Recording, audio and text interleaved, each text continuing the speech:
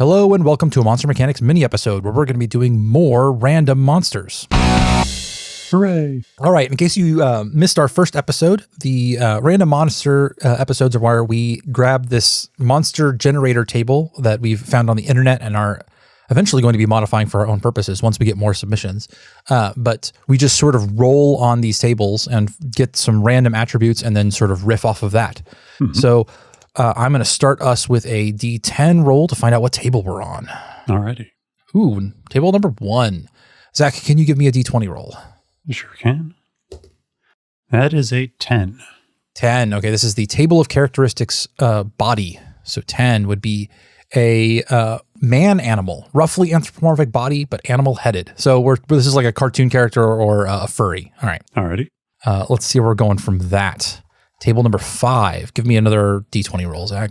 That is a 7. All right, so we are on the appendages table. Pistoning limbs. Jab forward with great velocity. Is this a mantis shrimp? Do we have an anthropomorphized mantis shrimp?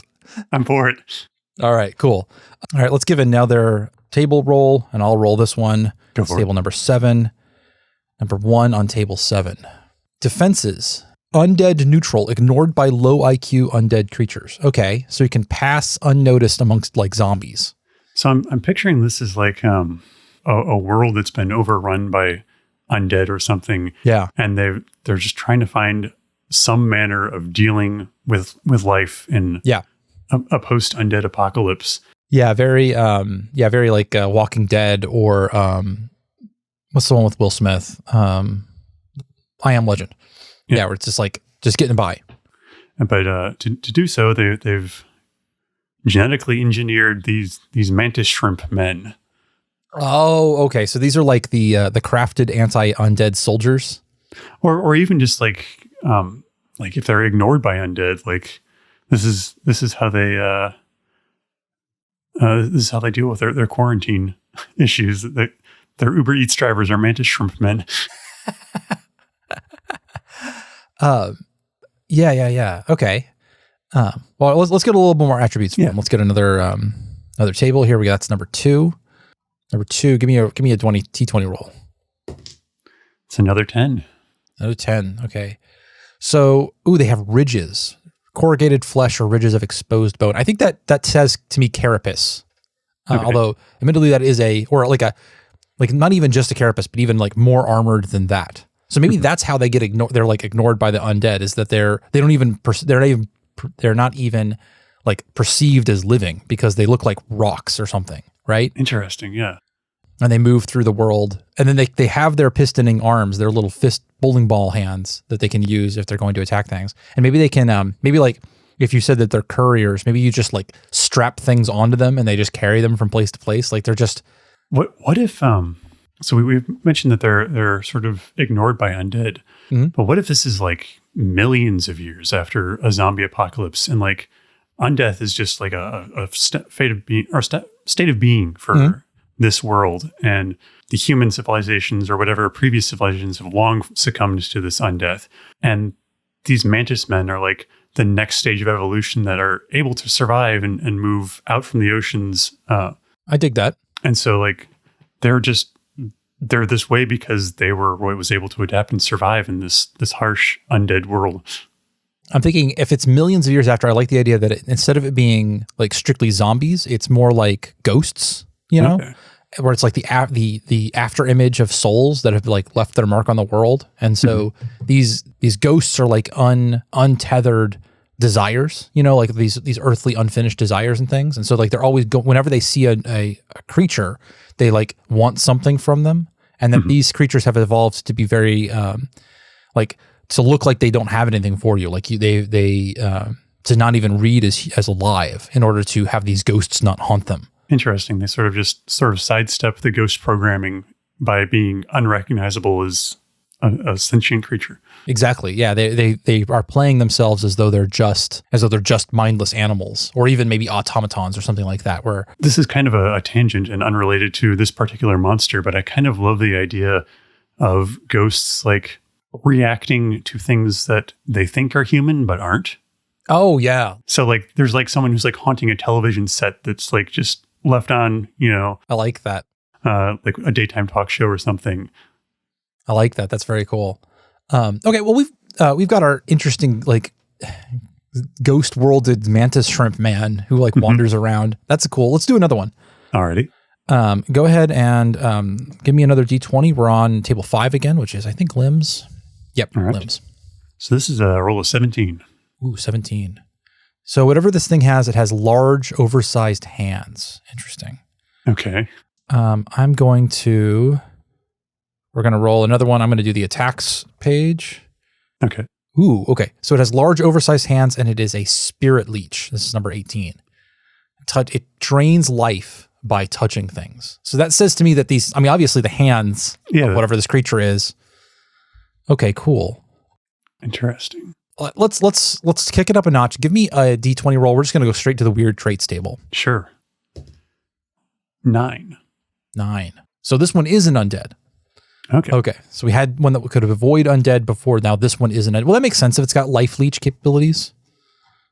Okay. I'm going to roll one on the body characteristics real quick. So we can find out what kind of, 20, that's always good. Starfish, not necessarily aquatic. So it's an undead starfish with large hands. Ooh. So are you thinking like hands at the end of the starfish things? Or I'm thinking that it's like a human hand that has like the fingers splayed out starfish style. Okay. Like that's this whole thing's body configuration. It's just one big hand. So we're thinking like Addams Family. Like I'm thinking like this thing's big enough. My thought is that it like a facehugger, except it grabs onto the back of the head. So you have these big fingers like wrapping around the sides of the face. Mm-hmm. And then it acts as a parasite to like suck the living energy out of people. Oh, that's horrifying. Yeah. Let's get let's get some more attributes here.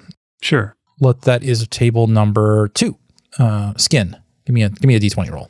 It's a 17. Ooh, and it's transparent. Internal organs and half digested foods are visible. Oh, so I'm picturing this is aquatic. Yeah. This thing was originally aquatic. It's now undead, but it was originally sort of an aquatic creature of some sort.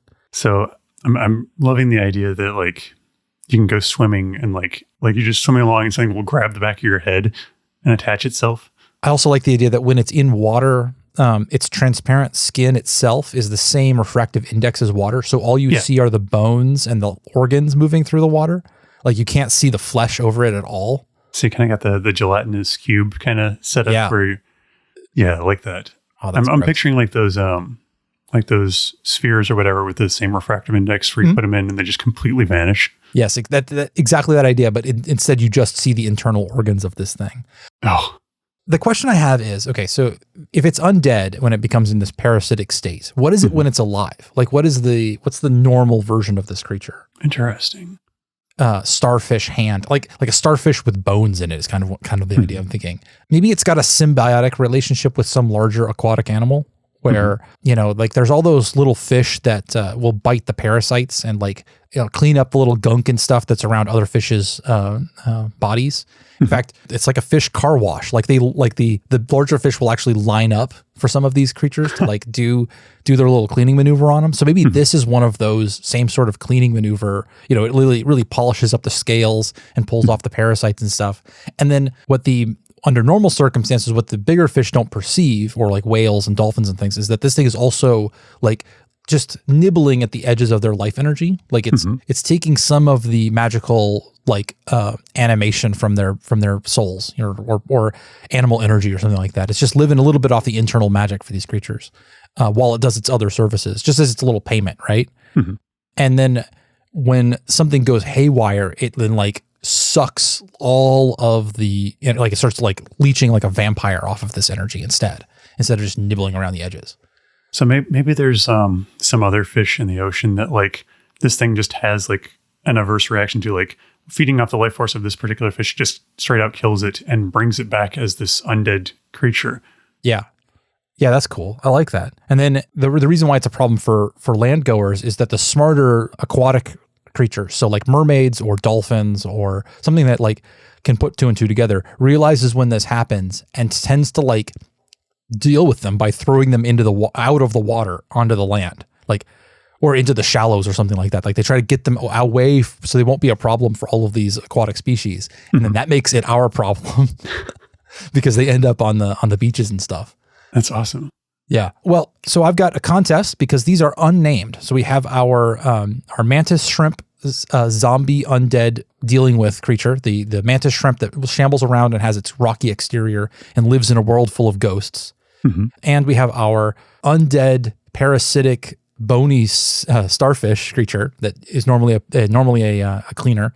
Neither of these have names. So if you have a name for one of these creatures, hit us on Twitter. We are at MonsterMPod.